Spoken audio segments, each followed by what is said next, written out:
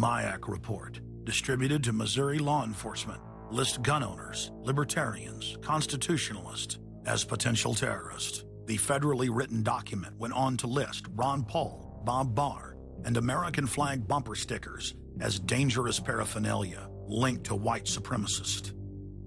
Even before 9/11, FEMA was quietly indoctrinating local police to have a hatred of the Founding Fathers and everything our constitutional republic stands for. Who was the first terrorist organization in the United States? Who? Founding Fathers. Founding Fathers. You mean Thomas Jefferson? Oh, yeah. You mean George Washington? Oh, yeah. Paul Revere? Yeah. These guys right here, let me ask you something. Did they try to scare people? Oh, yeah. They tried to intimidate the British. Did they use acts of violence? Your founding fathers, my founding fathers, were involved in acts of terrorism against British officials because they systematically had British officials assassinated. In the old Soviet Union, Nazi Germany, and Maoist China, the police's main job was not fighting crime. In totalitarian forms of government, the police are political enforcers, or commissars as they were known in Russia. It's their job to spy on the public and to intimidate the exercise of free speech. Once a climate of fear has been achieved, the public begins to self-censor, to shut down. Once the people have been intimidated to withdraw from the field of intellectual battle, the tyrants have a free hand to expand their oppression and looting of the helpless serfs.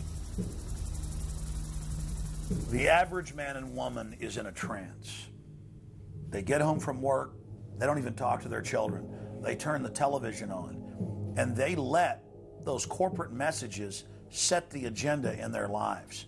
If we want a revolution against these social engineers and the scientific dictatorship, we have to start getting back to basics, having barbecues, knowing our neighbors, loving our husbands and wives, spending time with our children, and getting back to real human culture. This false corporate culture has been superimposed over our daily lives. The public is literally under a trance. We have to somehow reach out to them and break them out of this trance. And as the globalists destroy our standard of living and bring in their police state, a lot of people are beginning to wake up and realize that what they've been told all their lives was a lie. But it's essential that we, the people, are there to reach out to our fellow Americans and our fellow human beings and show them the truth. But the scientific dictatorship needs more than just a secret police network to carry out their plan. Citizen spies at every level of society have been recruited to keep their eyes and ears focused on everything their neighbors and co-workers are doing and saying. More than 50,000 private sector executives have been recruited by FEMA to secretly serve as deputy FBI informants under the InfraGard program. Now there are more than 75,000 preachers serving FEMA in the clergy response teams. Internal FEMA documents reveal that the majority of America's pastors now serve as agents of the shadow government. They are even instructed on how and what to preach.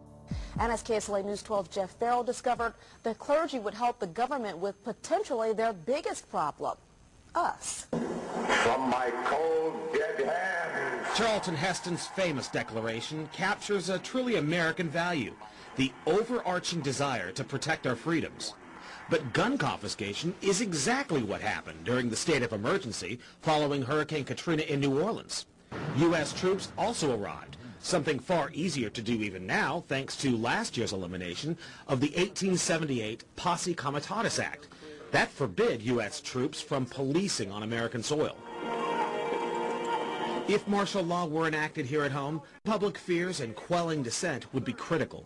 And that's exactly what the Clergy Response Team, as it's called, helped accomplish in New Orleans. Jeff, the primary thing that we say to anybody is let's cooperate and get this thing over with, and then we'll settle the differences once the crisis is over. Such clergy response teams would walk a tightrope between the needs of the government versus the wishes of the public. In a lot of cases, these clergy would already be known in the neighborhoods in which they're helping to defuse that situation. For the clergy, one of the biggest tools that they will have in helping calm the public down or obey the law is the Bible itself, specifically Romans 13. Because the government is established by the Lord, you know, and that's what we believe in the Christian faith. That's what's stated in the Scripture. They prepare their flocks like sheep to the slaughter for gun confiscation, forced inoculation, and they tell them that it is a blessing to have their families broken up and put into FEMA camps. Irland, Frankreich, Portugal, Spanien, die Schweiz, Liechtenstein, Luxembourg, Polen, Ungarn, Romania. Adolf Hitler bragged that his most powerful domestic tool, used by the Nazis to control the people, was the servile clergy. And his favorite Bible verse was Romans 13, render unto Caesar. Either you are with us or you are with the terrorists. The scam was launched as a simple bait and switch. The government recruited the public by telling them that they were needed in the fight against Al-Qaeda. But from day one, over 90% of their training and operations focus on demonizing, surveilling, and harassing anyone who stands against their takeover. The Department of Homeland Security calling on firefighters to take on a new role in the war on terror. The idea to be the eyes for the U.S. government when they're inside a home. Now, unlike police officers, firefighters don't need a warrant to go into private houses. And critics say that's where things get sticky. Cable company repairmen, truck drivers, maid services, and hundreds of other professions that go inside homes and businesses without warrants are now on the government's payroll as citizen snitch spies. But Big Brother doesn't stop there. Children are being indoctrinated inside the public schools nationwide to spy on their parents. You can give information without having to give your name. You guys can get paid for good tips up to $200. The New York Times praised public school programs in the United States and England that are training children to report their parents for eco-crimes, like taking a hot bath or letting the water run while you brush your teeth. All of that violates their carbon footprint credit allotment.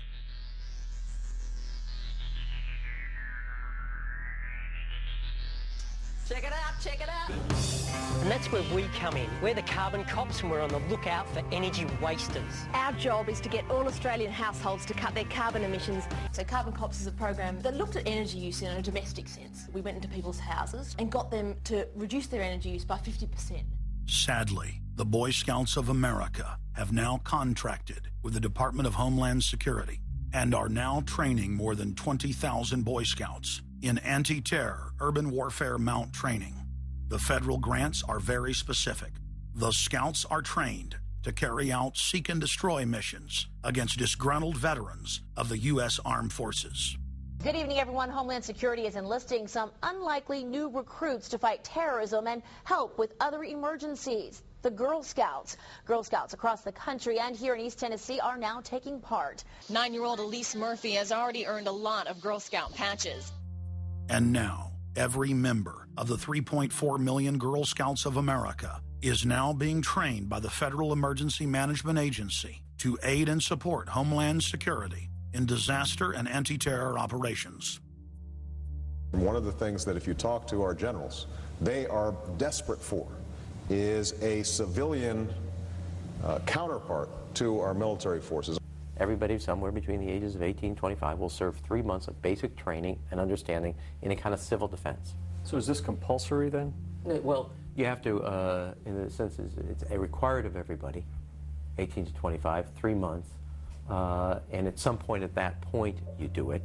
Creating citizen armies in one way is, it's disgusting, because what you do is you get young kids and you can mold their minds easily.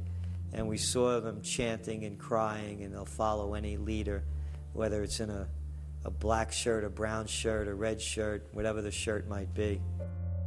Another branch of Homeland Security, the Corporation for National and Community Service, is setting up literally hundreds of other private uniformed youth groups. the White House has introduced legislation to establish forced national service for all Americans between the ages of 16 and 64.